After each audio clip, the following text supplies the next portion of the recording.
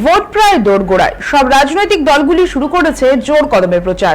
কিন্তু সেসবের মাঝে বীরভূমের সিউড়ি আদালতে উপস্থিত হলেন আসানসোল দক্ষিণের বিজেপি প্রার্থী অগ্নিমিত্র পল। জানা গিয়েছে 2021 সালে করোনা পরিস্থিতির মধ্যে জনসমাগম ও ভোট পরবর্তী হিংসা নিয়ে একটি সভা থেকে মন্তব্য করেছিলেন তিনি। তখন সেই প্রেক্ষিতে তার বিরুদ্ধে একটি মামলা দায়ের করা হয়েছিল। মূলত ওই মামলারই জামিনের আবেদন জানাতে এবার আদালতের দ্বারস্থ হন অগ্নিমিত্রা। অপরদিকে এই বিষয়টিকে কেন্দ্র করে রাজনৈতিক মহলে ইতিমধ্যে শুরু হয়েছে জোর চর্চা।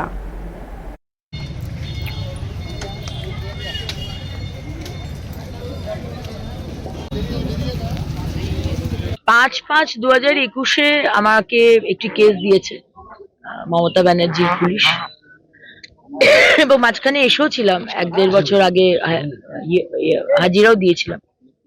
আবার ইলেকশনের আগে এখন বোধহয় বেল নিতে হবে। যে পোস্ট পোল ভায়োলেন্স হয়েছিল সেই নিয়ে আমরা এসেছিলাম। আমাদের কার্যকর্তাদের মারধর করা হয়েছিল, প্রচন্ড অত্যাচার হয়েছিল এই বীরভূম ডিস্ট্রিক্টে, এবং কোভিড এর সময় ছিল, সেই হিসেবে তারা